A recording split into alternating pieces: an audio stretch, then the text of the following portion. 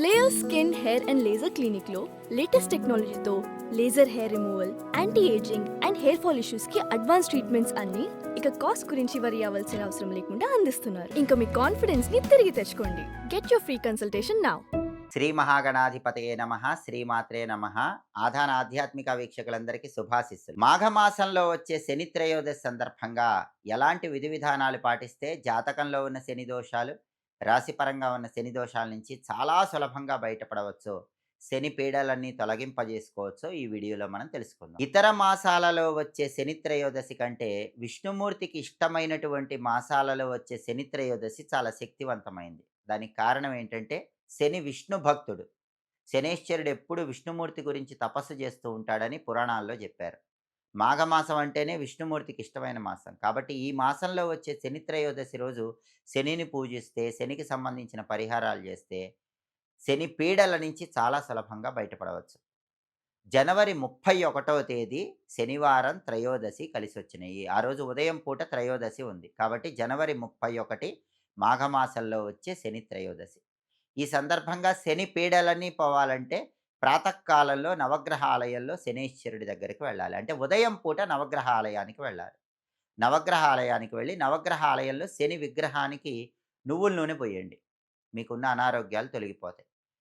డబ్బుపరమైన సమస్యలు ఉన్నవాళ్ళు కొబ్బరి నీళ్లు శని విగ్రహం మీద పోయండి. డబ్బుపరమైన సమస్యలు తగ్గిపోతాయి. శత్రు బాధలు, ఎదుటి వాళ్ళ ఏడుపు, దిష్టి ఎక్కువగా ఉన్నవాళ్ళు శని త్రయోదశి జనవరి 31 రోజు ఆవాల నూనె శని విగ్రహం మీద పోయండి. అలాగే శనికి నీలం రంగు పూలు ఇష్టం కాబట్టి నవగ్రహాలయంలో శని విగ్రహం దగ్గర నీలం రంగు పూలు కొన్ని ఉంచండి. లేదా ఒక పిడికెడు రాళ్ళ ఉప్పు ఉంచండి. లేదా నల్ల నువ్వులు కొన్ని ఉంచండి. లేదా జమ్మి ఆకులు ఉంచండి. నీలం రంగు పూలు గానీ, పిడికెడు రాళ్ళ ఉప్పు గానీ, జమ్మి ఆకులు గానీ, నల్ల నువ్వులు గానీ అభిషేకం అయ్యాక అక్కడ శని విగ్రహం పాదాల దగ్గర ఉంచితే శని త్రయోదశి రోజు శని పీడల నుంచి సులభంగా బయటపడొచ్చు. అలాగే నవగ్రహాలకు ప్రదక్షిణలు చేస్తూ ఓం శం శనైశ్చరాయ నమః అనే మంత్రాన్ని మనసులో వీలైనన్ని సార్లు చదువుకోండి. ఇలా జనవరి 31వ తేదీ ఉదయం పూట నవగ్రహాల దగ్గరకు వెళ్ళి ఈ విధి విధానం పాటించండి. ఆ తర్వాత కాళ్ళు చేతులు కడుక్కొని శిరస్సు మీద నీళ్లు జల్లుకొని కళ్ళు తుడుచుకొని దేవాలయం లోపలికి వెళ్ళి ఈశ్వరుణ్ణి దర్శనం చేసుకొని రండి. ఉత్తమ ఫలితాలు కలుగుతాయి. శని త్రయోదశి రోజు శని త్రయోదశి పర్వం అని ప్రత్యేకమైన సమయం ఉంటుంది. అది సాయంకాలం 5:15 నుంచి 5:45 మధ్యలో ఉంటుంది. ఆ సమయంలో శివాభిషేకం చేస్తే శని పీడల నుంచి తొందరగా బయటపడొచ్చు. కాబట్టి జనవరి 31 సాయంకాలం 5:15 నుంచి 5:45 మధ్యలో శివలింగానికి నల్ల నువ్వులు నీళ్ళలో కలిపి ఆ నీళ్ళతో అభిషేకం చేయండి. లేదా నల్ల నువ్వులు ఆవు పాలలో కలిపి ఆ ఆవు పాలతో అభిషేకం చేయండి. శివలింగం లేని వాళ్ళు శివుడి ఫోటోకి నల్ల నువ్వులతో పూజ చేస్తూ నమఃశివాయ అని వీలైనన్ని సార్లు చదువుకొని పూజ పూర్తయ్యాక ఆ నల్ల నువ్వులు నానబెట్టి ఆవుకు తినిపించండి. ఇలా ఈశ్వరుణ్ణి పూజిస్తే శని త్రయోదశి రోజు శని పీడల నుంచి తొందరగా బయటపడొచ్చు. అలాగే నవగ్రహాలకు తిరిగిన తర్వాత శివుడిని దర్శించుకున్న తర్వాత ఆలయంలో ప్రత్యేకమైన శని దానం బ్రాహ్మణుడికి ఇచ్చుకోండి.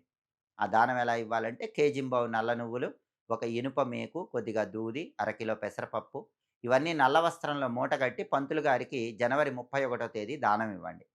ఏ సమయంలో దానం ఇవ్వాలి? ఉదయం 6-7 మధ్యలో గానీ, మధ్యాహ్నం 1-2 మధ్యలో గానీ, రాత్రి 8-9 మధ్యలో గానీ దానం ఇవ్వండి. ఇవి ప్రత్యేకమైన టైమింగ్స్. ఈ టైమింగ్స్ ఉన్నప్పుడు దానం ఇస్తే ఎక్కువ ఫలితం ఉంటుంది. లేదా జనవరి 31 శనివారం ఏ సమయంలోనైనా దానం ఇవ్వండి. దానం ఇవ్వటం ముఖ్యం. మరి దేవాలయానికి వెళ్ళలేని వాళ్ళేం జేయాలి? ఇంట్లోనే శని దీపం వెలిగించుకోండి. శని దీపం ఎలా వెలిగించాలి? స్నానం చేసిన తర్వాత హాల్‌లో శని దీపం పెట్టుకోవాలి. దేవాలయానికి వెళ్ళగలిగితే మంచిది. వెళ్ళలేని వాళ్ళు హాల్‌లోనే శని దీపం పెట్టుకోండి. శని దీపం ఎలా వెలిగించాలంటే శనికి ఇష్టమైన దిక్కు పడమర దిక్కు.